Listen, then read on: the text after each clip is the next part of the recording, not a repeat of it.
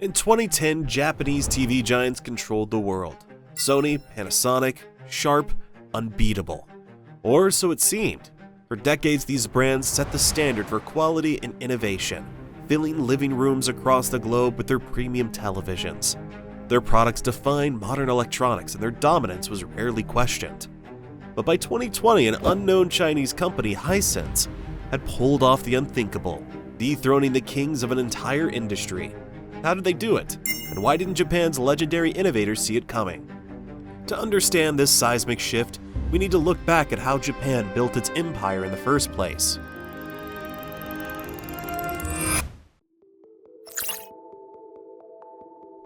Japanese electronics companies like Sony, Panasonic, and Sharp led the global television market in the 1980s and 1990s. Their brands stood for quality and reliability. Many families viewed owning a Japanese TV as a sign of modern living. In 1968, Sony launched the Trinitron. This color television brought clear pictures in strong colors, setting a new standard. The Trinitron became a popular choice for those wanting advanced home entertainment. Earlier in 1960, Sharp released Japan's first color television and started the path for future advances. Changes like these were part of a larger push by Japanese companies to improve technology and meet high customer expectations. Japan's post-war growth supported this rise. The country focused on building its manufacturing and technology sectors. Companies gained a reputation for careful work and improving existing products. They also shared technical knowledge. Panasonic, for example, helped train businesses outside Japan, including in China during the 1980s. Made in Japan soon meant excellent products around the world. Japanese TVs were common in homes from North America to Europe. The companies also promoted their televisions as symbols of progress. People often chose brands like Sony or Panasonic to join a future shaped by new technology. This aim for better technology brought challenges. Their surprise decision, the Plaza Accord, an agreement to sell dollars on worldwide currency markets in an effort to send the dollar and American export prices down. In the 1980s, a strong yen and high research costs made Japanese TVs expensive. The focus was on high-end items for wealthier buyers. This helped their image, but limited attention to people with tighter budgets. New markets in regions like Southeast Asia, South America, and Africa needed affordable TVs, but Japanese brands did not focus on these buyers. Other countries joined the electronics industry. Companies from South Korea and Taiwan used parts of the Japanese approach, but at lower costs.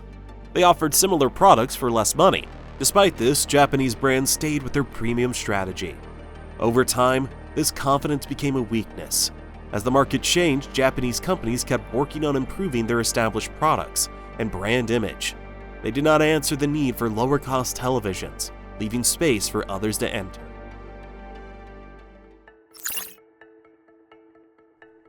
While Japanese brands led the global TV market, a small company started in Qingdao, China. In 1969, Qingdao No. 2 Radio Factory opened with 10 workers. Its first product was the Red Lantern radio, simple and affordable for China's local market. The goal was to meet basic needs, not to compete worldwide. During the 1970s, China's government began to support the growth of its own electronics industry. In 1979, the factory joined with 3 other local firms to become the Qingdao General Television Factory. This step was about combining resources so they could produce TVs for ordinary Chinese families. The company faced many challenges. Unlike Japanese firms, it had little experience with advanced electronics.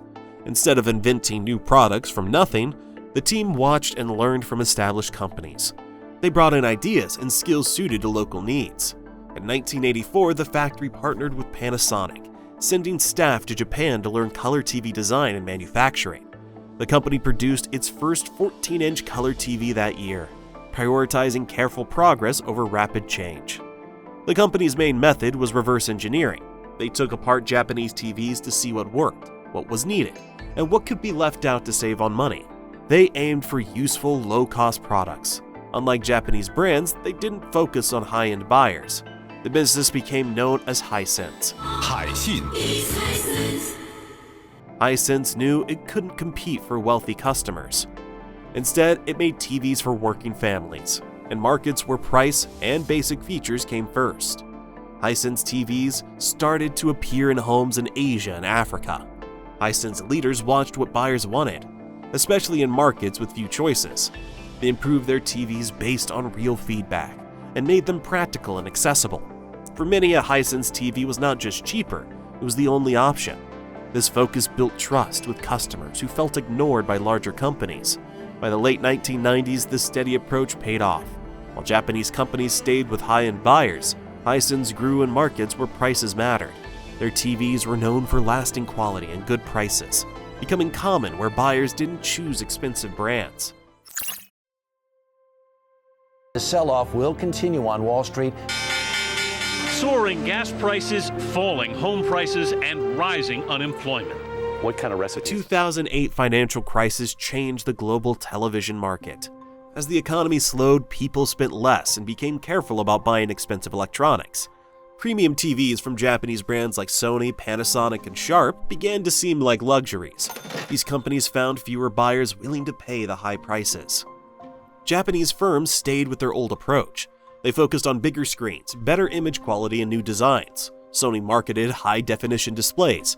Panasonic invested in plasma screens. Sharp offered slim models.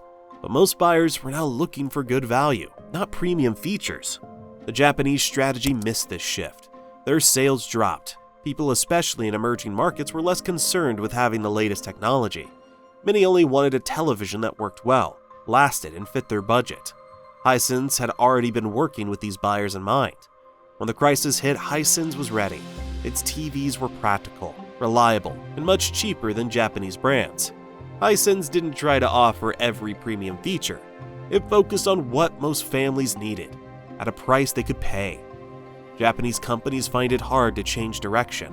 They didn't want to risk their brands by making cheaper models. The gap grew between what people wanted and what Japanese companies offered. When the economy started to recover, the market had already changed. Hisense had built a strong position in places where Japanese brands had once dominated. By 2022, Hisense became the world's second largest TV shipper and stayed in that spot through 2024. This was a major achievement for a company that started out assembling simple radios in Qingdao. TVs became smart devices, combining good hardware and easy-to-use software. Japanese firms were strong in manufacturing, but slow to build the connected features that buyers started to expect. South Korean brands moved faster, and Hisense followed by making smart TVs with popular features at low prices.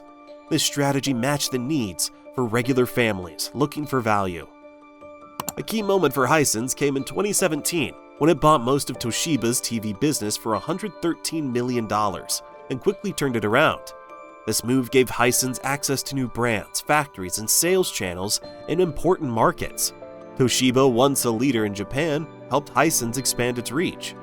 For Japanese companies, selling Toshiba's TV arm marked a retreat from a market they once led. Hisense's way of working was different from Japanese brands. The company improved its supply chain, used more automation, and managed everything with cloud-based systems. These changes cut costs without lowering quality. By using Toshiba's brand and updating the Regza line, Hisense quickly became trusted by local buyers. By 2024, Hisense controlled 40.4% of the Japanese TV market, while Sony and Panasonic each had about 9 to 10%. This was a big change for a market that Japanese brands had led for years. Hisense used the same plan in Europe and North America. The fall of Japan's TV dominance shows what can happen when companies trust old habits and slow changes. In the TV market, premium features and high prices were once seen as the main path to progress. Hisense's focus on value proved that strong features at lower prices could change what buyers wanted from a premium product. This idea of making good products affordable is not just found in TVs. Xiaomi followed a similar plan in smartphones, and Midea did so in home appliances. In each case, low prices and useful features were the main reasons for growth. Buying established businesses also helped Hisense grow. They bought Sharp's TV business in the Americas. Hisense kept the local management and trusted brands, which made the transition easier and sped up growth. The quick return to profit after buying Toshiba's TV division showed this approach worked. Hisense built its name with high-profile sponsorships, such as the FIFA World Cup and European Championship. These deals helped the company get noticed faster and reach a broad audience. Hisense also made large and premium TVs, such as ULED and laser models, at much lower prices than competitor. I want to show you right now the Hisense 116 UX. So what's so miraculous about this TV?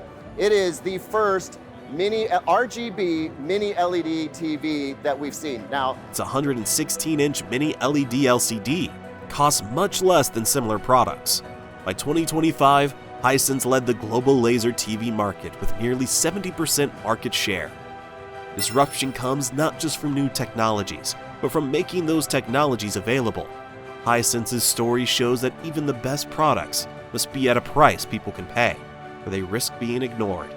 This success is built on steady improvement, adapting to feedback, and meeting real needs.